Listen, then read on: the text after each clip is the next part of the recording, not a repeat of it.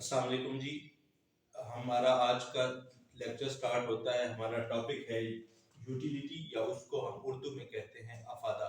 ये हमारा तीसरा टॉपिक है पहले चैप्टर का इकोनॉमिक्स पार्ट 1 का। तो हम इसमें देखते हैं कि यूटिलिटी क्या होती है। अब दुनिया में जो भी चीजें बनाई गई हैं उनका कोई ना कोई फायदा जरूर है।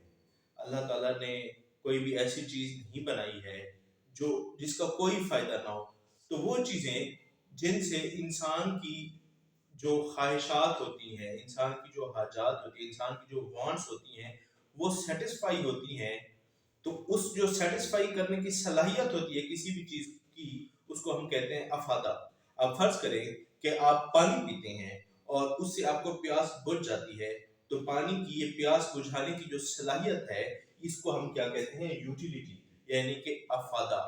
अब इसको हम इसकी डेफिनेशन देख लेते हैं। एबिलिटी ऑफ ए गुड और service to satisfy human wants, किसी भी अशिया या खिदमत इंसानी हाजात की तस्कीन की सलाहियत, यानी कि वो चीजें और उनकी वो सलाहियतें जिनसे वो इंसान की किसी भी हाजत की, किसी भी ख्वाहिश की तस्कीन कर सकते हैं, सेटिस्फाई कर सकते हैं। जैसे मैंने आपको एग्जांपल बताई है कि पानी है, उससे हमारी प्यास खत्म होती है। तो ये पानी की जो प्यास बुझाने की सलाहियत है, इसको हम क्या कहते हैं?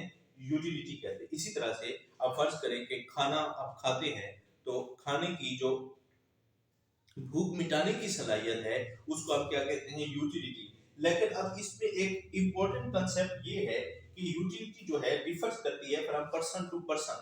अफादा जो है हर एक शख्स का के बाद एक शख्स का दूसरे शख्स का एक दूसरे से मुख्तलिफ हो सकता है। वो कैसे हो सकता है? आप फर्ज करें कि मुझे प्यास नहीं लगी है लेकिन आपको प्यास लगी हुई है, तो आपके लिए पानी की यूटिलिटी है, मेरे लिए पानी की यूटिलिटी नहीं है या कम है, या मुझे कम प्यास लगी है। इसी तरह से अगर मुझे भूख नहीं लगी है, मैं अभी खाना खाकर आया हूँ और उसके बाद मजीद खाना मेरे सामने रख दिया जाता है, तो मेरे लिए उस खाने की यूटिलिटी नहीं है।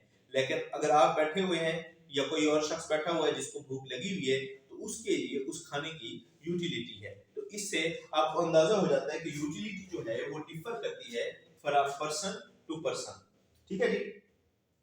अब इसकी एग्जांपल हम और ले लेते हैं। पेन है, स्मोकिंग है। अब ये स्मोकिंग की एग्जांपल लेते हैं। कुछ लोग जो स्मोकिंग करते हैं या बहुत से लोग जो स्मोकिंग करते हैं, उनके लिए सिगरेट में क्या है? यूटिलिटी है, स्मोकिंग में यूटिलिटी है। अब एक शख्स जो स्मोकिंग करता ही नहीं है, उसकी यूटिलिटी उसमें बिल्कुल नहीं है।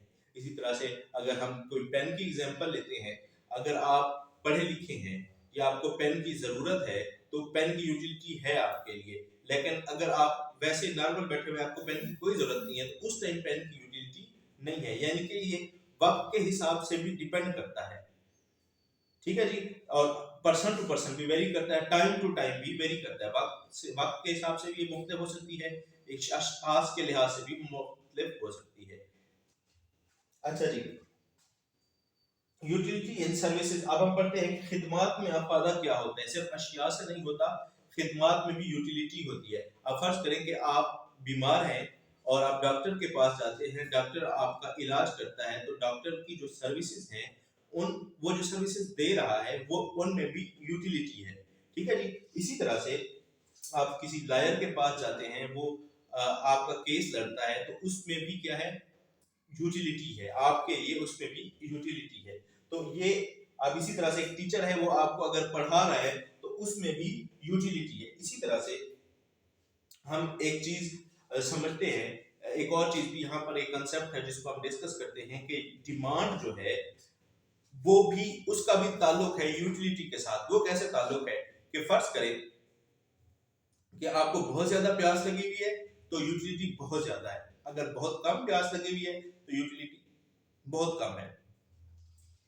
इसी तरह से हम कोई और एग्जांपल ले लेते हैं,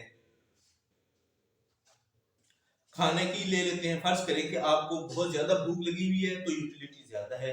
अगर यूटिलिटी ज्यादा है यानी कि डिमांड ज्यादा है, तो यूटिलिटी ज्यादा। इसी तरह से अगर आपको बहुत कम भूख लगी हुई है यानी कि डिमांड कम है, तो यूटिलिटी भी कम है। तो यहाँ पर मैंने मेंशन किया है कि अगर डिमांड ज्यादा है तो यूटिलिटी भी ज्यादा है। इसी तरह से अगर डिमांड कम है तो यूटिलिटी भी कम है। ठीक है जी। तो ये हमारा आज का टॉपिक है।